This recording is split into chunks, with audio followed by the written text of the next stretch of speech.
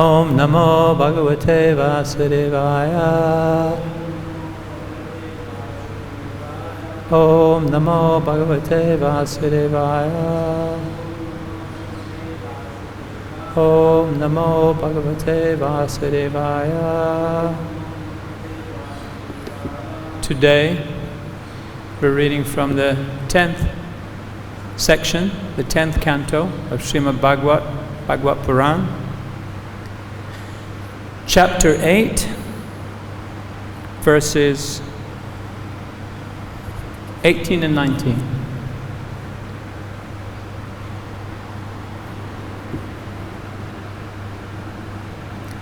Ya etasmin mahā-bhāgāḥ, ya etasmin mahā-bhāgāḥ, prītiṁ kurvanti mānavāḥ, nārayo bhibhavanty etān, viṣṇu-pakṣān ivāsurāḥ, ya etasmin mahā-bhāgāḥ, prītiṁ kurvanti mānavāḥ, nārayo bhibhavanty etān, viṣṇu-pakṣān asurāḥ.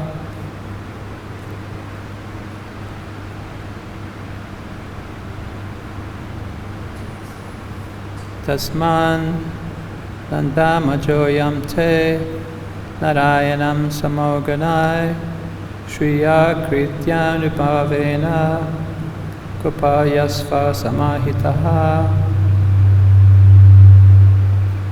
Tasman mandamajoyam te narayana samoganai shriya krityanupavena kupayasva samahitaha. We're doing verse 19 today, but it's also coupled with verse 18.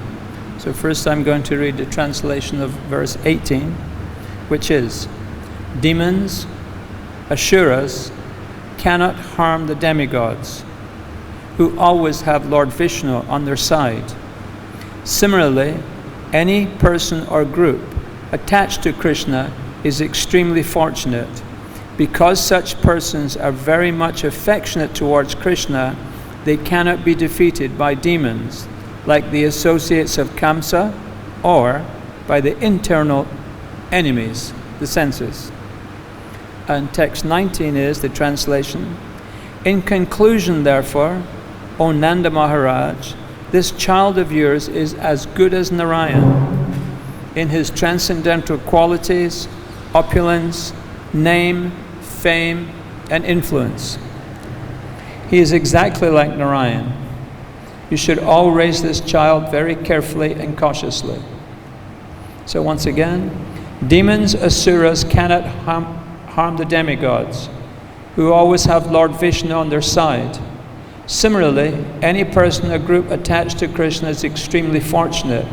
Because such persons are very much affectionate towards Kṛṣṇa, they cannot be defeated by demons, like the associates or Kaṁsa, or by the internal enemies, the senses. In conclusion, therefore, O Nanda Maharaj, this child of yours is as good as Narayan in his transcendental qualities, opulence, name, fame, and influence. He is exactly like Narayan. You should all raise this child very carefully and cautiously.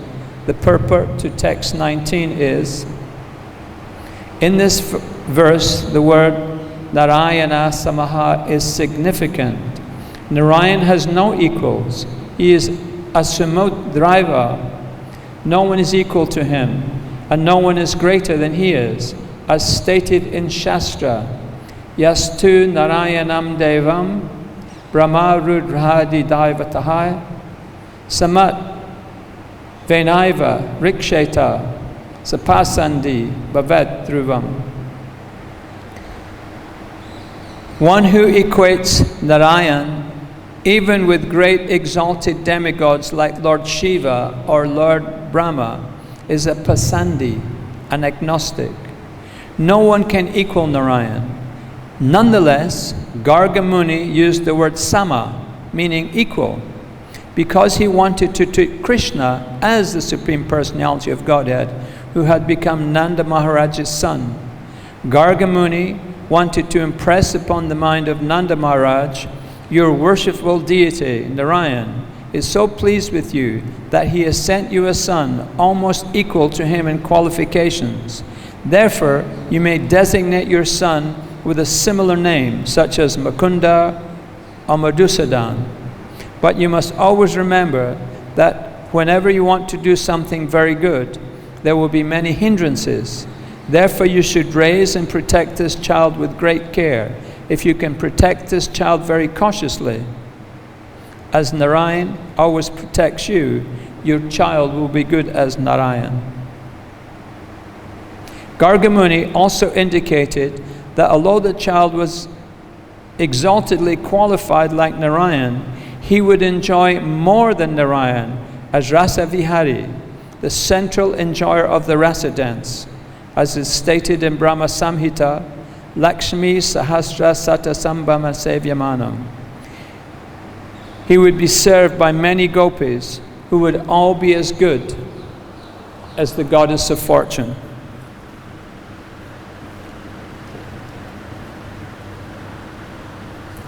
Kṛṣṇa is not easily understood.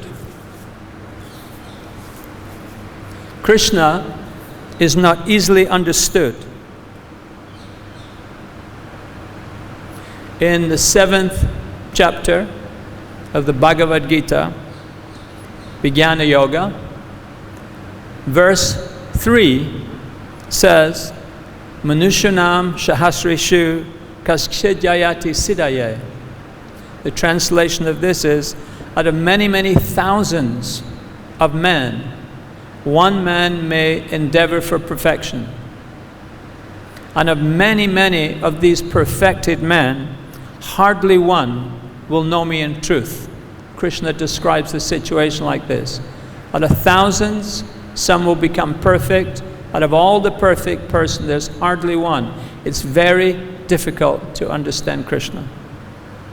In verse 19 of the same 7th chapter of Bhagavad-Gita, it says, Bahunam Jnananante Jnanavam Mam Prapadyante Vasudeva Sarvamiti Samahatma Sadurlabhaha. It said, after many, many births, those who are wise, they surrender unto me, the cause of all causes, and the creator of all that is. But such great souls, they are very, very rare. They are sadurlabha. There's not many of them who actually surrender to Kṛṣṇa and realize Kṛṣṇa. So again, understanding Kṛṣṇa is very rare. In the 25th verse of this same chapter, Vijnana Yoga of the Bhagavad-Gita, it is said, Naham prakāṣaha. Kṛṣṇa says, I am never manifest to foolish and unintelligent people. And verse 26 says, Bhavishyani chabhutani maham tu veda lakaschana. He said, I know all living entities, but me no one knows. So how can we know Kṛṣṇa? The whole purpose of this Kṛṣṇa conscious movement, the purpose of Vaishnavism, this great religion, Vaishnav, which hundreds of millions of people follow here in India, is to know Kṛṣṇa and to be involved in a personal relationship with Kṛṣṇa. So Kṛṣṇa is described in the 7th chapter. It's very difficult to get to know him. So how can we know Kṛṣṇa so that we can cultivate a loving relationship of bhakti with him? And that is the answer. The answer is in bhakti. By practicing bhakti, we can get to know Kṛṣṇa and we can develop a relationship with Kṛṣṇa. Srila Prabhupada said, the bhakti process is to connect with the Supreme Personality of Godhead. That's the definition of bhakti. A process by which we can connect with the Supreme Personality of Godhead. Because bhakti cultivates a special relationship in the spirit of loving relationship with Kṛṣṇa.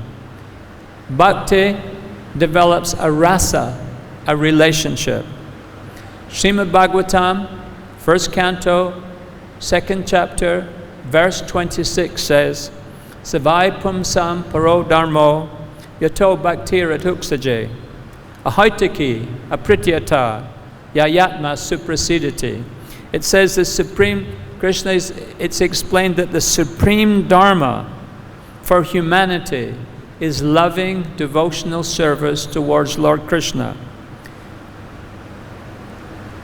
And it should be unmotivated and uninterrupted. That will satisfy the self.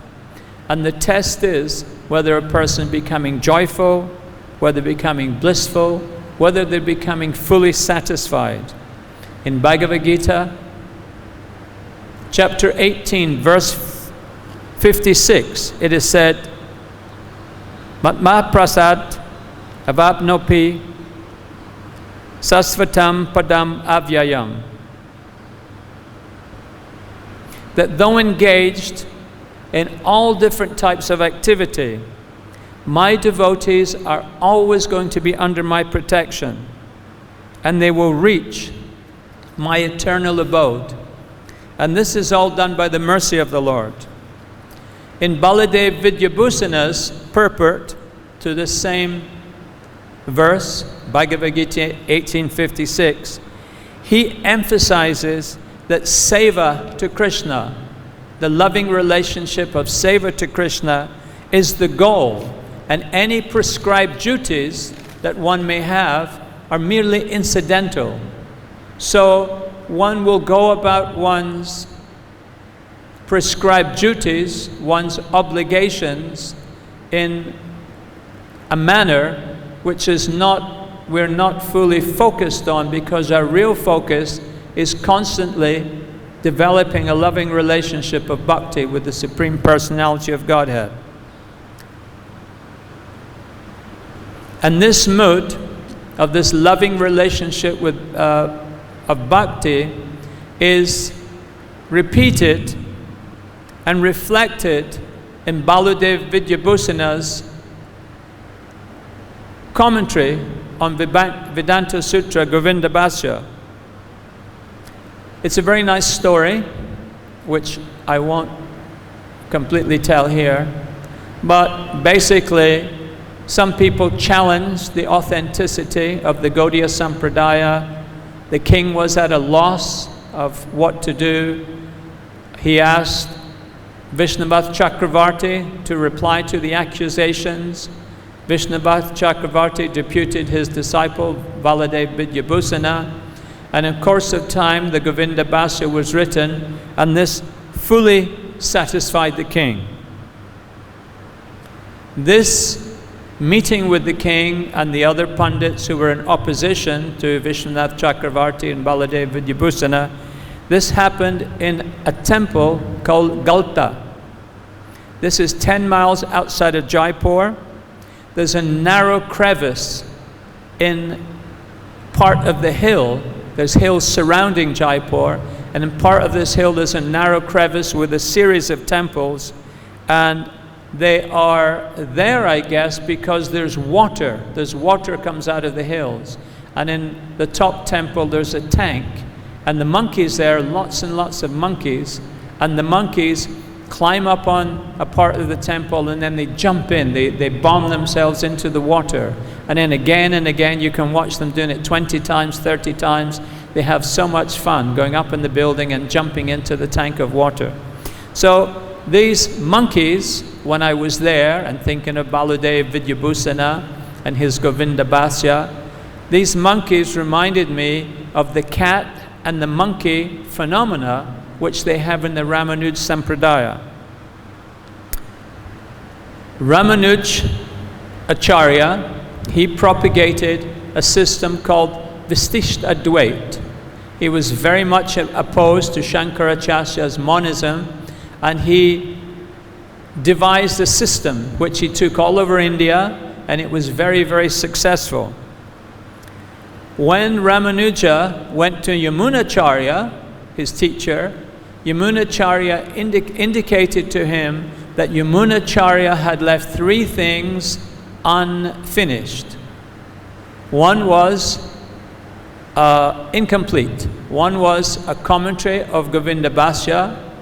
He wanted Ramanuja to make a commentary of Govindabhasya. He wanted Ramanujacharya to be the heir of Vyasadeva and Parasara. Parasara was a great Pandit, older than, it was prior to Vyasadeva, and he had many books, including the Bhagavata-yantra Samhita and Parashara Samhita, and he was very erudite, very scholarly. So he wanted Vyasadeva to be equally scholarly and to follow in their footsteps with prolific writing.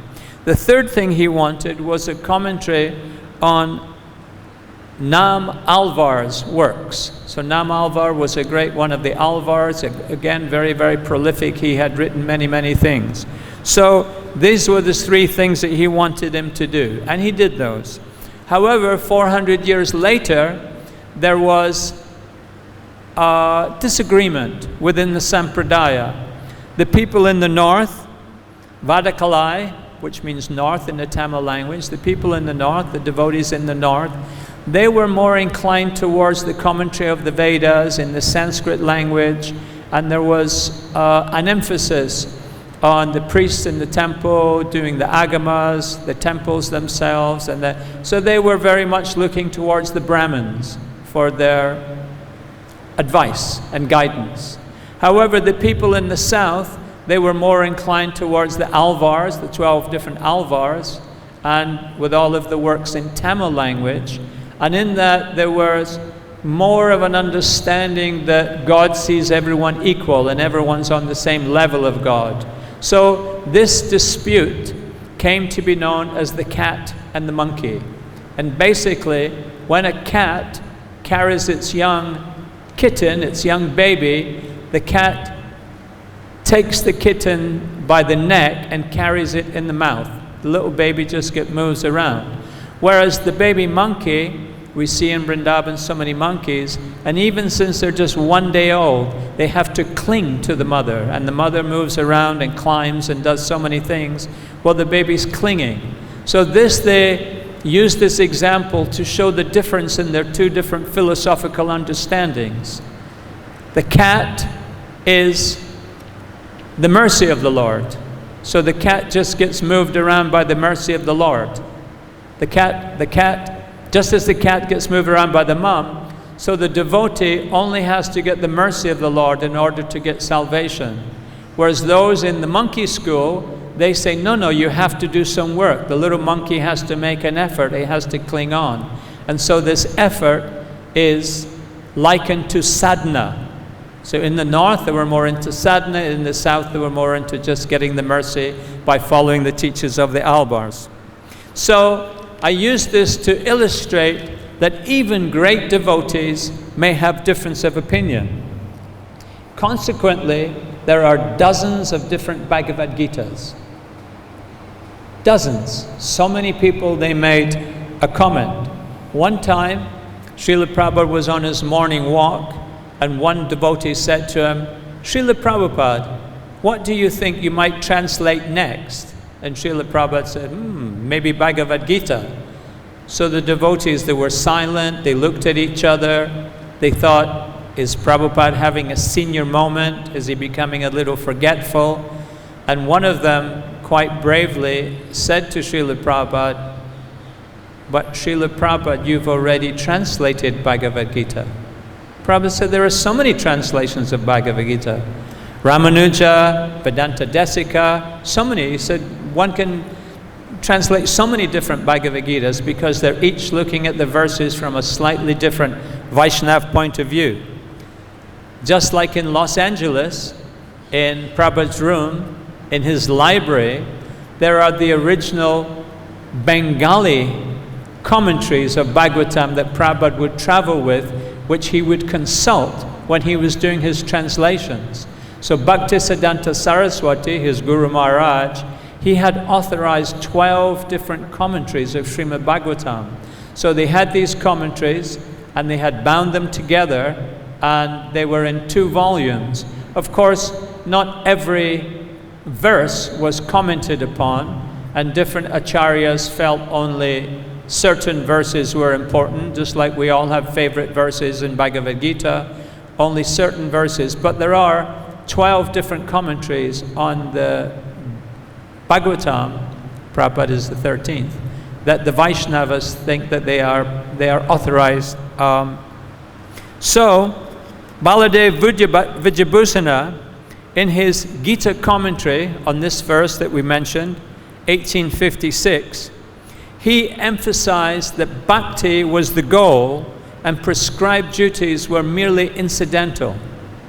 In his commentary, in his Bhagavad-Gita, in his commentary on this verse, in the purport, he refers to the Brahma Sutras, Vedanta Sutra, which he translated. So he refers to his purport of this verse. And his attitude, this was in Vedanta Sutra, section 3, chapter 4, verse 34. And so there the sutra, the Brahma Sutra is Sarvat Hapi Tatra Vobhava Lingat.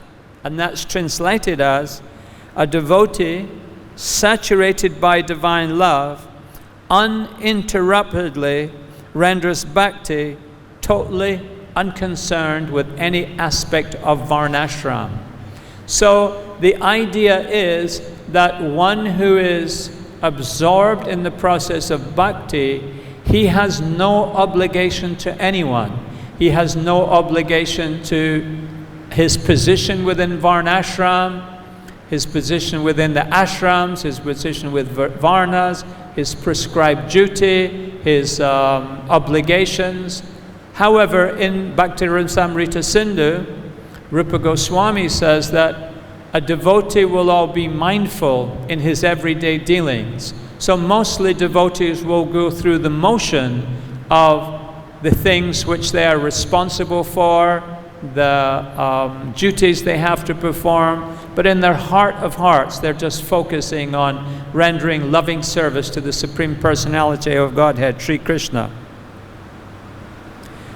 Baladev Vidyabhusana, he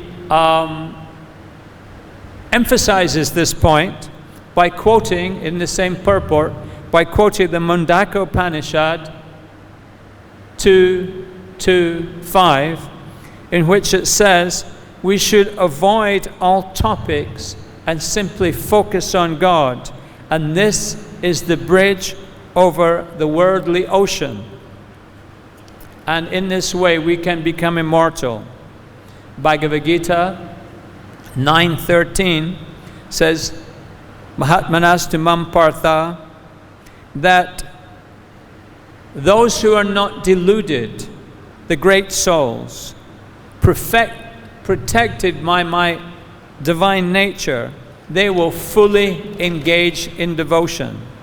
Baladev, in this same purport of Vedanta Sutra, he continues his support of his argument by quoting verses from Srimad Bhagavatam and the Upanishads.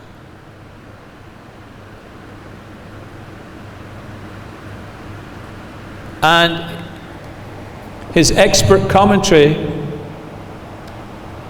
supporting, on Vedanta supporters, supporting Jiva Goswami's opinions. One time I was on a train in India, and I travel on the cheap seats. I was there with ordinary people, and I was dressed like a devotee. I had my japa beads, I was chanting. So one man opposite me, he asked me a question, and I answered his question. He asked another question. I answered his question. And then I noticed that someone had sat beside me. There was a small space on the end of the bench, and a man had slid in. He looked about 60 years old. He had gray hair. He had a little beard. And so he was listening. So I saw him. I just ignored him. So the person, I answered his third question. So he was satisfied. So the man beside me, then he says, yes, but what if this? What if it's like this? So then I answered his question. He said, okay, and what about this? And then I answered again. And then he said, well, what about this? I said, my goodness, sir. I said, these are very astute questions. I said, you, sir, you're a philosopher. He said, he said, I'm a professor at Sanskrit of Delhi University. And he said, you, sir, are a follower of Jiva Goswami. So, according to how we, and this is what he wanted to determine. So he was asking very skillful questions to see exactly what was my beliefs, exactly what I thought, what is the Jiva, what is Bhagavan, what is according to Jiva Goswami, which we all follow. So Baladev Vidyabhusana, he did a very, very expert job of presenting Jiva Goswami's conclusions in his commentary of Govinda Bhāsya. Srila Prabhupada, in the first Bhagavad-Gita to be printed, and in every other Bhagavad-Gita, the hundreds of millions of Bhagavad-Gitas we have printed, Srila Prabhupada puts on the first page a dedication. He says, to Govinda Bhāsya, to Baladev Vidyabhusana, who very nicely commented in Govinda Bhāsya, the philosophy of the Vaishnavas. So this is a dedication which is there. Dedicated to Baladev Vidyabhusana, who very nicely commented the commentary on Vedanta Sutra in Govinda Bhāsya. So Srila Prabhupada, he acknowledged the expertise which Baladev Vidyabhusana had. So this sutra, 3.3.34, it refers to Atmarati, inborn intention, and it explains that that's very needed. Excuse me, Prabhu, I don't know the time. Can you tell me what the... I can't see that. Etān. You tell me when I've got 10 minutes to go. Can you? Can you tell me when it's 10 to 9? Will you tell me, please, when it's 10 minutes to 9? Yeah. So that I can round up. So, they was talking about inborn intention, Atmarati. And this is, intention is very, very important. The whole of criminal law is based on intention. When you did a particular thing, what was your intention? In order to prove criminal intent, they use a Latin phrase, which is mens rea, which is the condition of the mind. In United States, they call it premeditated. It was a premeditated crime. You had thought about it. You intentionally did it. And in Old English, it was with malice aforethought. So in criminal law, there must be intention. Intention is very, very important. And the whole of spiritual life is based on intention. When you did a particular thing, when you're doing a particular thing, what is your intention? So Baladev Vidyabhusana said this particular shloka is about Atmarati, about the intention, and one must be very intent, one must be very focused to get the full result, which is pure love of Godhead. So one can go through the motions of devotion and not get the result if that is not our full focus and that is not our full intention. So we can get this intention, we can cultivate this intention by association. We can get resolve. We can have this intention by association with advanced devotees. And each devotee can help us. The whole purpose of devotees going here and there is to help ordinary people like us to focus on our devotion. This is the whole purpose. So Mahadev, the Lord Shiva, he taught Narad Muni. And Narad Muni went on to put the Narad Pancharatna, and there's 5 kinds of devotional knowledge. He also did the Narad Bhakti Sutras. Mahadev, he also inspired Panini. The story is, one of the stories, is that Panini was a young Brahmin boy.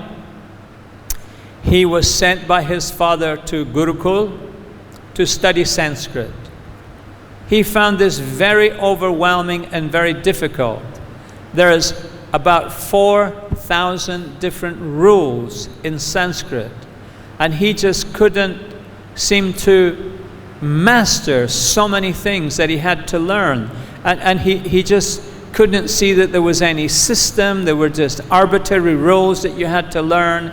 And he tried and he tried, but he couldn't do it. He was very ashamed. He thought, how can I go back to my house? You know, we're Brahmins. This is what I have to do. I don't know how to do this. I'm useless. He was actually thinking of just ending his own life. So he went up on this precipice, and he was just thinking, should I jump? And he was praying to the family deity, which is Lord Shiva. So Lord Shiva appeared to him, and Lord Shiva had his damaru drum, and he indicated to him that he should listen.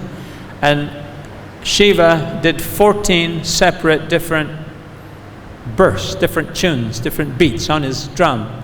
And he was listening to those, and then he realized that Lord Shiva had grouped the Sanskrit language into 14 different categories.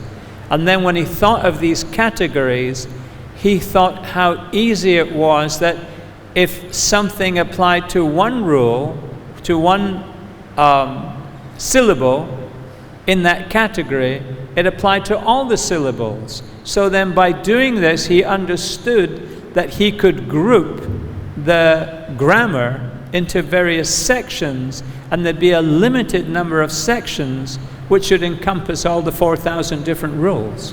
So these sutras he called Maheshwar Sutras, because he had received them from Maheshwar. And then he, on the basis of this, he went on to compile Panini Sutras. And the Panini Sutras, this is the standard for learning Sanskrit all over the world, in India, and it gets translated into different languages, and people use these sutras, use Panini Sutras in order to learn and to order to master Sanskrit. Now,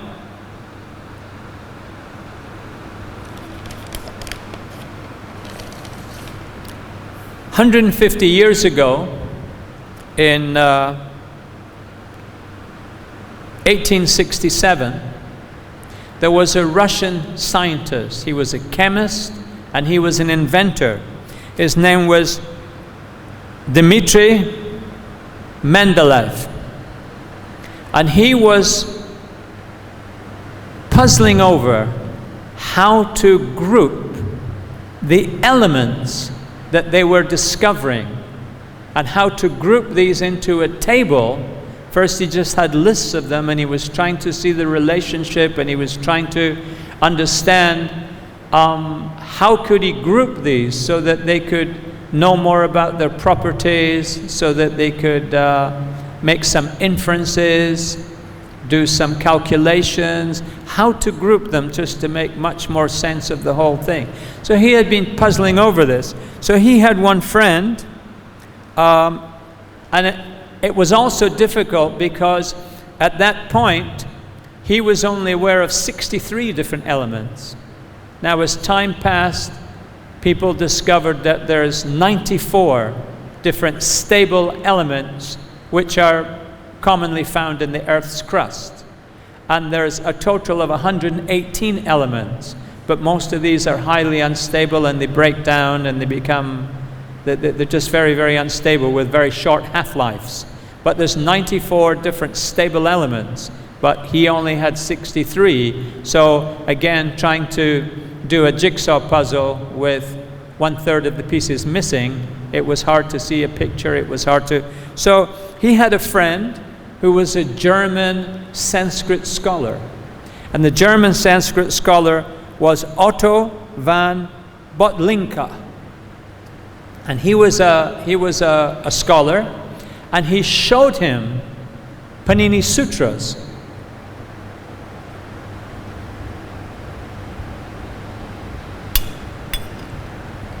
he explained to Dmitri, his Russian scientist, chemist friend, who was an inventor, he explained to him how they had been grouped under specific categories, and a rule which could be applied to one letter in that category with another letter in another category to form a sandhi, then all of the letters in each of the categories would combine similarly.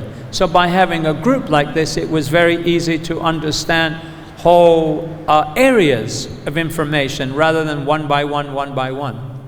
So when he showed him this, and when Dmitri understood how it had been done, this inspired him to draw up the periodic table which we have in use today. So today's periodic table is based on Panini's sutras, and he did it all by atomic weight. So when he put the 63 elements in their atomic weights, he saw that there were some spaces in the table. So he hypothesized that there were elements which were missing. And he also, as they were discovering these elements and he was putting them in his table, he actually used a Sanskrit version in reference to and in deference to Panini. So he would have ekaha silica, ekaha boron, ekaha aluminium, ekaha. But in course of time, they dropped the eka, but it just became boron, gold, silver, antimony, and so on and so on. But he grouped this, and he knew that there were things missing, and slowly, because people realized by the atomic weight, the next atomic weight up, they realized that there was something that should be there, and so then they began searching for these things and refining and distilling more carefully, and they were finding these elements. These were elements. An element is something which can't be broken down to anything smaller. It's the smallest unit is an element, an atom of an element. So he anticipated these, and this is the basis of modern science and modern chemistry, because by knowing how a molecule, an element in that group, combined with another element in a different group to form a molecule, they could predict what would happen and predict the properties of different. So because they had this predictive power, because they had this greater understanding, then this really opened the whole realms of chemistry.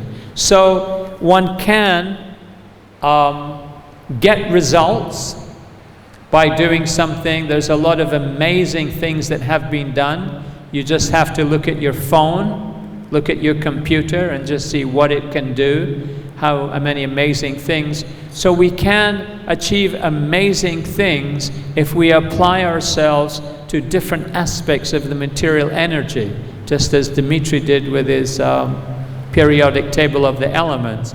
But we won't get pure love of God. We won't get bhakti. Bhakti is only available if we apply ourselves with one pointed as our main focus, our main objective, although we may be doing our duties, we may be obliged to do particular thing for our family, for our nation, for our community. We may have particular duties, but our main focus is bhakti, and we apply ourselves to bhakti, ahaitiki, apritiyata, unmotivated and uninterrupted, then we can achieve the supreme goal. Srila Prabhupada says on several occasions, if we simply chant Hare Krishna, if we observe the regulated principles, he said we will see Krishna face to face. And he says this is guaranteed. So we're guaranteed to escape the wheel of samskar, to escape the cycle of birth and death, if we apply ourselves to the principles of bhakti, ahaitiki, apritiyata, uninterrupted and unmotivated. Unmotivated is very important. We cannot be in the community of devotees because we do a business, we sell them things, or because we get a salary for doing our work, or because the work that we're required to do is less than the work if we had some job to maintain ourselves. So there's so many ways in which our motivation may not be developing pure love of God. But if we can associate with great devotees, if we can take instructions for them, take example from them. There are so many throughout history, there are so many wonderful devotees who have written so many books on bhakti. Srila Prabhupada has translated so many of these books into the English language. Other ISKCON translators are translating so many books. So there's a wealth of information, a wealth of association by which we can apply ourselves to the process of bhakti. And if we apply ourselves unmotivatedly and uninterruptedly, then after this lifetime we can return back home, back to Godhead. And Srila Prabhupada says this is guaranteed. In one place in South India, they are of the view that there are jivas who are eternally in the mode of ignorance, eternally in the mode of passion, and eternally in the mode of goodness. And only those jivas who are eternally in the mode of goodness will actually go back to the spiritual world. And those in the mode of passion, those in the mode of, Kṛṣṇa says in one verse in the Bhagavad-Gita, those in the mode of ignorance, I cast them again and again into the demoniac species. So one devotee was down there, he heard this, he came back here to Vrindavan, and he's saying, Prabhupada, that group down there said that people are eternally in the mode of passion and the mode of ignorance. Is this so? And Prabhupada said, well, if it were so, what's the point of preaching?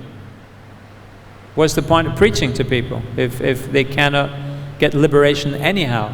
So all of the great Mahajans, all of the great devotees, all of the great acharyas, look at the life of Srila Prabhupada. He went to great pains to go to the Western world, to take the message of Lord Chaitanya, to take the Sankirtan movement, to take the Bhashya of Baladev Vidyabhusana, of Jiva Goswami, and encourage people to start their devotional service. So a symptom of engaging seriously in devotional service is it's very joyful. One becomes very satisfied. One becomes satisfied with a very simple life, which Srila Prabhupada described as simple living and high thinking. Is it 9? Simple living and high thinking. So by applying ourselves to this simple living, high thinking, it is not an austerity, it is very, very joyful.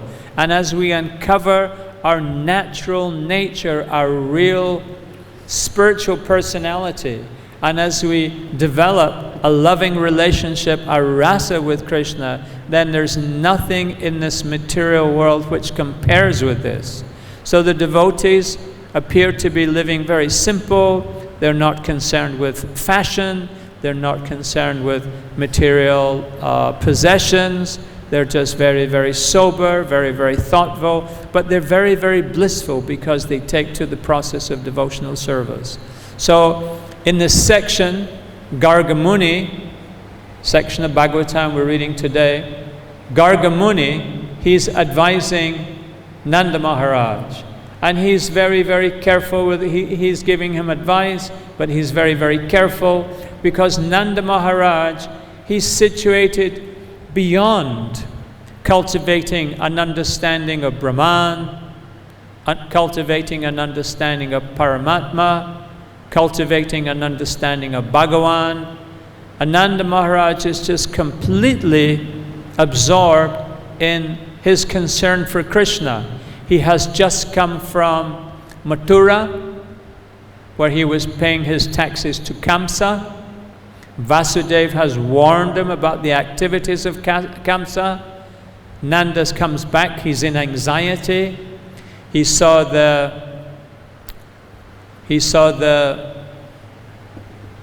body of Putana. He heard about Trinavarta. So the devotees, it is explained in the Bhakti Shastra that one of the highest moods, one of the highest bhavas is vipralamba, which means separation. And vipralamba, one is full of yearning in vipralamba for again when we will get sambhog, when again there will be union. So this time that Maharaj Nanda was away, this is a type of vipralamba, and he was in anxiety, and again he saw Kṛṣṇa. So Garga Muni, he's very careful how he deals with him, and he's very, to not disturb him, to not, and this is how devotees, when they preach, they're like this. They take very much into consideration the situation of the person that they're delivering the information to. But nevertheless, the information is always the same, that we should surrender to the Supreme Personality of Godhead, that we should offer loving service unmotivatedly and uninterruptedly, and in this way we are guaranteed to perfect our life, to perfect our rasa, and to again be back in the spiritual life where we are engaged eternally in our loving service. Hare Krishna. Is there any question? Is there any question? Yes, sir? Could you speak a little louder, please?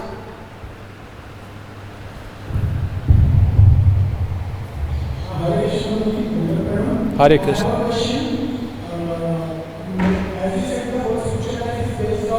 Prabhu, could you speak slowly, please?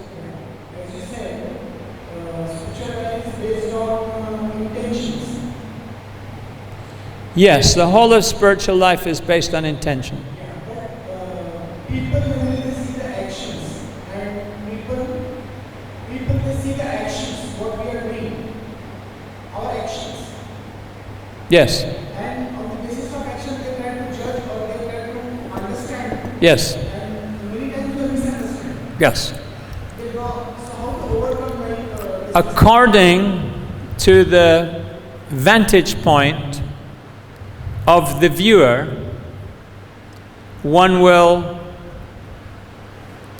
can form a particular opinion. That opinion may be correct or that opinion may be incorrect. The viewer needs some knowledge of the subject, he needs some experience. Prabhupada said that good decisions are made from experience, and experience is gained from having made bad decisions. So a person may or may not get the correct impression depending on how much knowledge he has about the situation, how much understanding he has of what the devotee is doing. But the devotee's action should reflect his own intention. Not that his intention is saying one thing and his action is saying another thing. They say in English, your actions are speaking so loudly, I can't hear what you're saying. So by behaving properly is described in Chaitanya Charitamrita that one should have a devotional aptitude, but one should behave nicely also. And so one should be a responsible member of the community. Hare Krishna.